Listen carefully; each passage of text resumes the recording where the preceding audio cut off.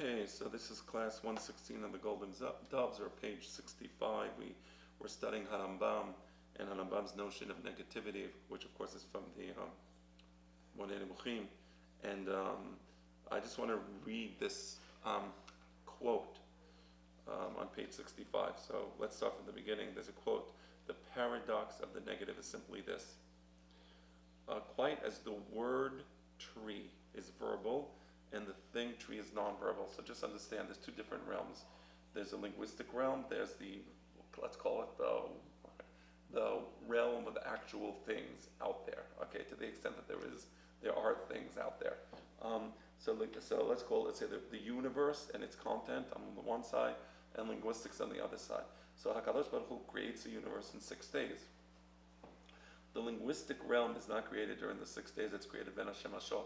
The Ketav and the Michtav system, that's linguistics, letters, right? The ability to decode letters, to join them and turn those letters into words, right?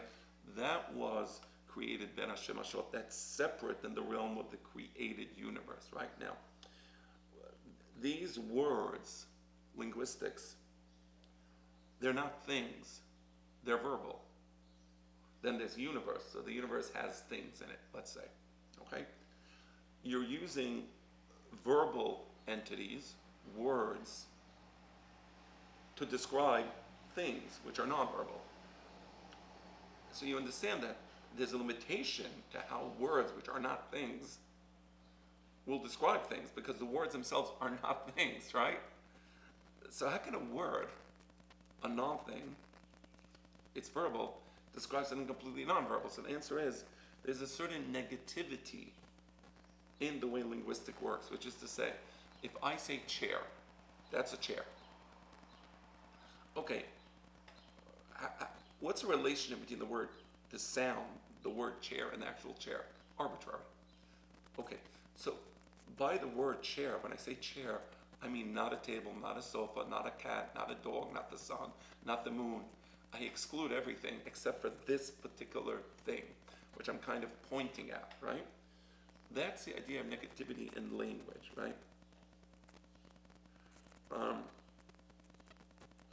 So quite as the word tree is verbal and the thing tree is nonverbal, so all words for the nonverbal must, by the very nature of the case, discuss the realm of the nonverbal in terms of what it is not. So you see the paradox here?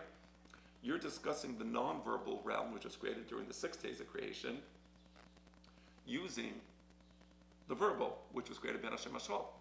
That there's a certain arbitrariness to that. There's a certain limitation. How can that be, right? But language structures our understanding of the world. It structures our understanding of the things out there, right? But you see the limitation. I don't want to say it's artificial. It's artificial to a certain point, but there's a certain arbitrariness to it. And do you really understand? Do you really understand things out there, right? That's the challenge. You're using words to understand things which are not words. Hence, to use words, right? So it discussed the realm of the nonverbal in terms of what it is not. So you see, again, that's negative knowledge. So I say chair, meaning not the sofa, not the bookshelf, not the thermostat, not the walls, right? Not the sky, not the birds. So it's the chair. You know that I'm negating everything but that. Hence, to use words properly, we must spontaneously have a feeling for the principle of the negative. So that's the idea of negativity in language. By the way, Harambam alludes to this as well. Harambam as well discusses certain limitations in human thinking, right? And a lot of what is being written here, of course, is based on Harambam, right? Whether directly or indirectly, it doesn't matter to me. Again, I'm not here to preach. And somebody called me up the other day and said that my father, Alav Shalom, showed that many things that Sigmund Freud said actually did come from Chazal. And I agree with my father 100%. So when I asked that question previously, whether this is from Chazal or not, and I think 2 classes ago we read Sigmund Freud, I didn't mean to say that it's not from Chazal. I just said it's not the purpose of my class here to make those connections.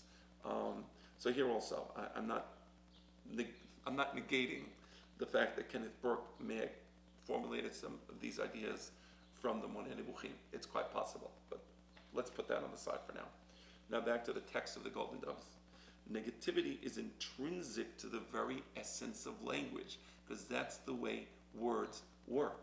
Again, the word tree, the relationship between that word and the tree is arbitrary.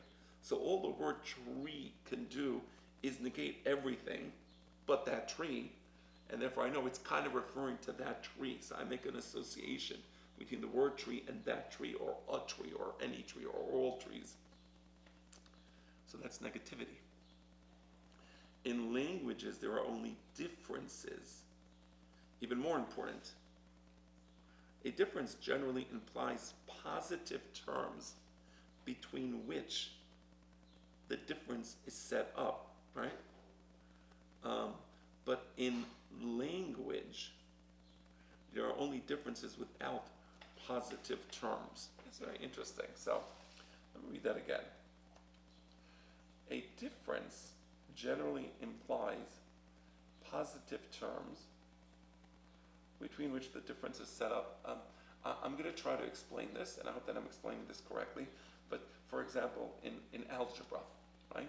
So in algebra, you have a binomial equation, or you have any equation. Let's say you have x squared plus 13 equals y. So there's a difference, but the differences here between x squared and 13 and y, whatever x equals, those are positive differences. You can quantify them precisely. They're well delineated. So if you say x squared plus 15 or minus 15 equals y, right? Whatever that comes out to, it's a precise number. You can't play around with the actual value of x, with the actual value of y, with the actual value of 15, right? So again, I'm reading that again.